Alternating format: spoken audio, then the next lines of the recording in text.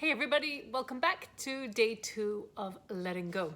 So yesterday we had a look at where you were attached in your life, since all of your stress, all of your pain comes from attachment in your life. If you have no need for things to be a certain way, then you're not going to have any stress, right? It means you can drive behind a slow car, and if there's some accident that makes you late for an appointment, you just go with the flow. You don't need that not to be happening. If somebody is rude to you or unkind, it doesn't mean that you accept that, but that you don't get stressed about it and say, this should not be happening. Arguing with reality is what Byron Katie calls it, who is the creator of the work, the founder of the work. When you are not arguing with your reality, when you are going with that reality, then you have peace. So my intention for you through this program, of course, is to get your inner peace, your inner freedom back. It's right there waiting for you behind all those beliefs, behind all those needs for things to be showing up differently than they are. If you're believing that a certain person in your life should be showing up differently than they are, or your financial situation should be showing up different, or the weather should be showing up differently than it is, all of those beliefs are what's causing your stress, not the situation. Not the situation itself.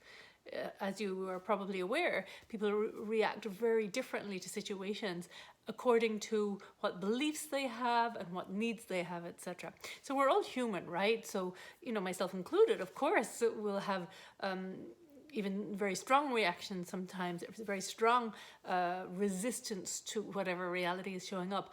But I logically know, and it's just a matter of practicing and practicing, I logically know that I have two options for dealing with whatever shows up in my life. One is resisting it and saying, no, and I tense up. Or the other is, I choose to believe this is happening for me. How can I grow from this? What's possible? What good can come from this? And trusting it. That's a choice. We might as well decide to trust it rather than not, right? So, how you can let go of attachment. Now, there's several tools, and I want to give you to share 3 ways that I'm aware of. Let me start with the work of Byron Katie, because that's the one that I myself really, that's the tool where I finally got it, letting go. I distinctly remember having a conversation with my sister in my early 20s, and I was upset about something, and she said, Niamh, just let it go.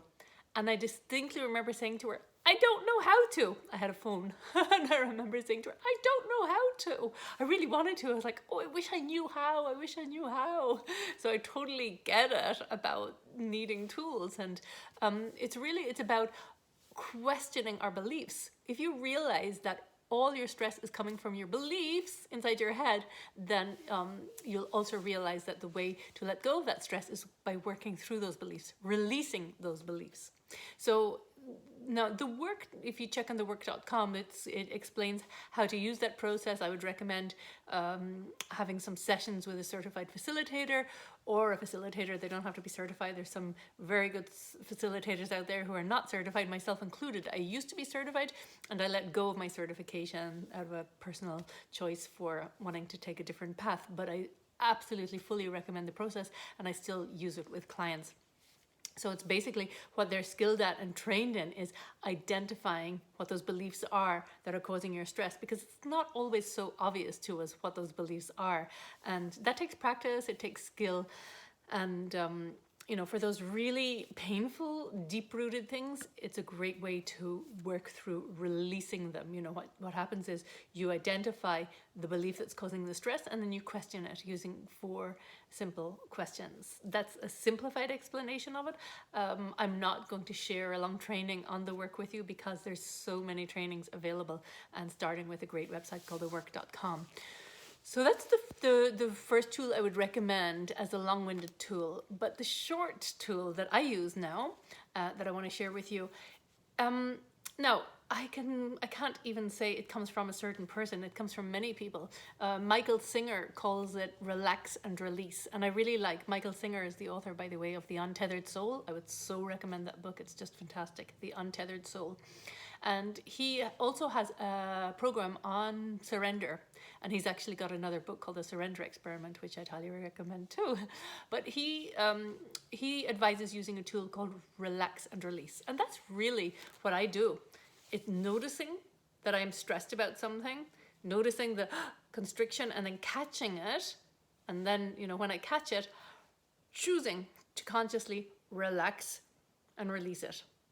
So just noticing. Now, and Michael D. Singer also recommends starting with what he calls low-hanging fruit, which I think is great. It's like start with the simple things. Start with the simple things in your life. Don't start with the big, heavy things. You can use the work.com for that. But the simple things like being behind somebody in traffic.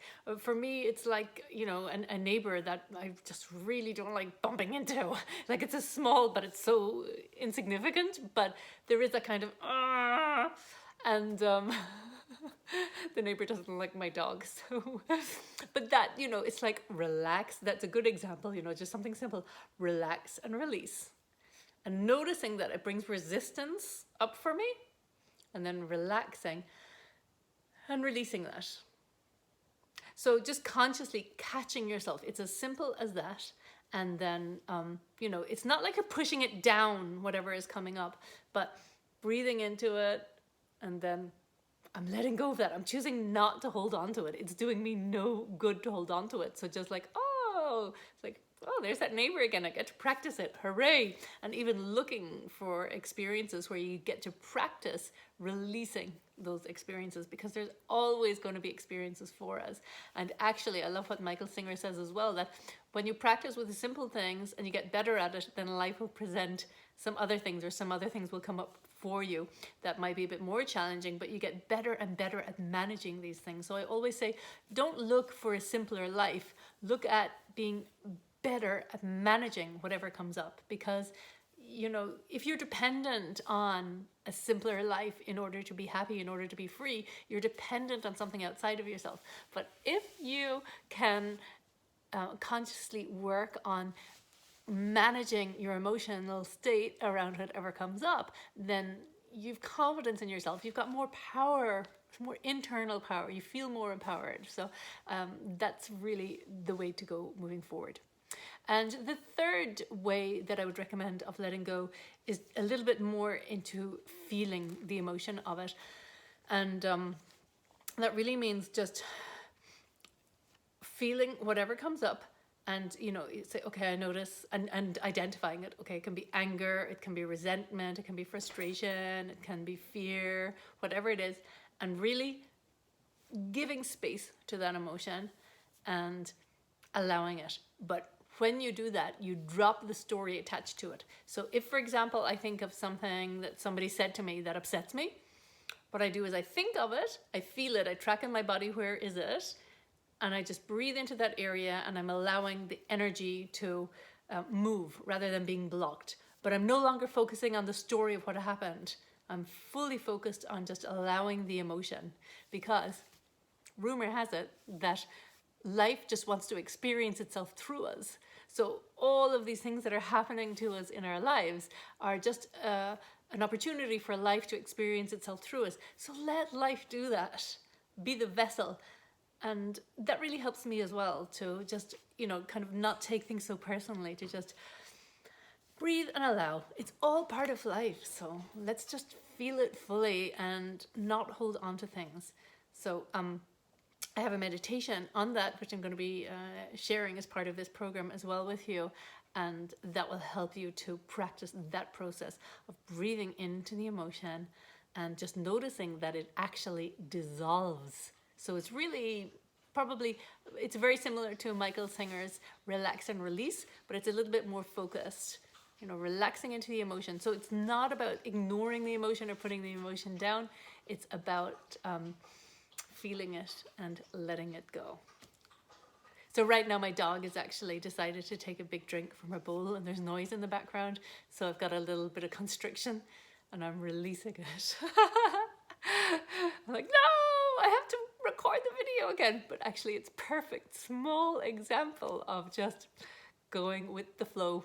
Speaking of water. Okay, so I wish you luck with practicing that process. What I would recommend for between today and tomorrow is just to notice in your life when something comes up that you have a constriction, to just relax and release. Just catch it, relax and release. You're behind a slow car, you have some restriction on you that you don't want to have, you know, whatever comes in your mind, just notice it.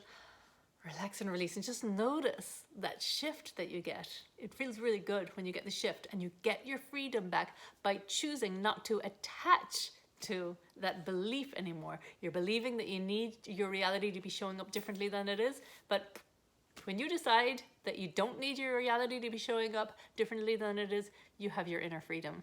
So that's what I wish for you. I look forward to diving even deeper into this tomorrow on day 3, but between now and then, my dog just decided to shake herself out. Between now and then, please look for opportunities where you have a feeling of constriction, a small judgment, even if it's like, oh, this dog is annoying me.